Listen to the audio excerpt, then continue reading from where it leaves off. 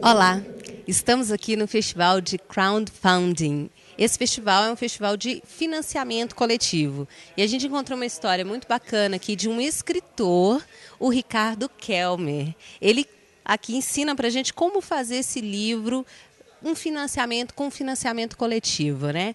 Ricardo, fala pra gente que todo mundo tem um sonho aí de plantar uma árvore, ter um filho, escrever um livro, isso é fácil.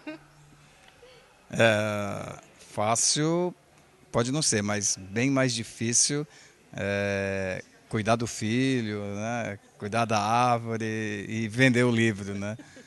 Mas hoje, falando de livros, está mais fácil, né, a vida dos escritores, apesar de vivermos num país de não leitores, né, ainda, infelizmente. Mas hoje em dia, com a tecnologia, a internet, é possível aos escritores desenvolverem uma carreira literária independente ou semi-independente, no caso dele ter parcerias com editoras, né, ou não, enfim, de qualquer forma, é possível contar com a tecnologia e com a ajuda dos próprios leitores, através de sistemas de financiamento colaborativo, com a ajuda de sites especializados ou não, ou contando apenas com seu público leitor, para viabilizar a publicação de livros. E é super legal que o Ricardo ele tem um manual, um guia do escritor independente, que é muito bacana. Qual assim o principal ou a coisa mais difícil de desenvolver, Ricardo? Bom, eu acredito que seja a criação do seu público leitor. Porque escrever é muito fácil. Escrever, criar um blog, um site, ou até mesmo publicar um livro não é tão difícil, né? Mas você estabelecer um público consumidor do seu trabalho cativo, né? Isso já é mais difícil, porque você precisa de tempo para isso, precisa se comprometer com o seu trabalho, precisa produzir muito. E isso não é só em relação aos livros, mas em todas as artes, né? E daí, se você consegue isso, o seu público pode ajudar você, ajudando a financiar os seus projetos culturais.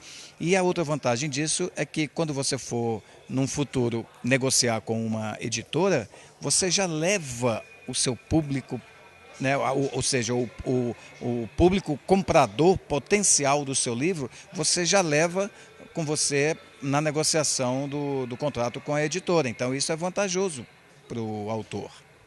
Muito bacana. E agora você falou uma coisa bem interessante, assim, para finalizar, Ricardo, que foi, nós vivemos num país que não temos realmente um público leitor. E a escola não contribui muito para isso, porque os alunos odeiam a leitura escolar. Mas, por um outro lado, esses meninos odeiam isso, mas leem um livro de Harry Potter desse tamanho. E como é que é isso? Como é que você acha, assim, você como escritor, qual seria a dica que você daria para estimular essa leitura hoje, por exemplo, dentro da escola? Bom, eu não sou especialista em educação, né? Mas eu acredito que o incentivo à leitura deve ser feito através de mecanismos que façam com que o aluno se sinta à vontade. Ou seja, não adianta forçar, não adianta impor livros clássicos. Clássico é importante que se conheça, enfim, mas nós estamos num momento decisivo em que a criança vai ou não se interessar em ler livros na sua vida. Então, naquele momento é muito delicado, é preciso que haja uma isca muito gostosa, apetitosa, né, que atraia a criança. E eu acredito que um Harry Potter, como você falou, funciona bem, ou gibis, quadrinhos, ou certos jogos de internet também que podem motivar a leitura ou o conhecimento do universo, né, dos livros.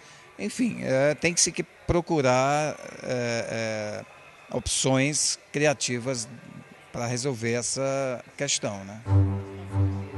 Valeu, Ricardo. Muito obrigada.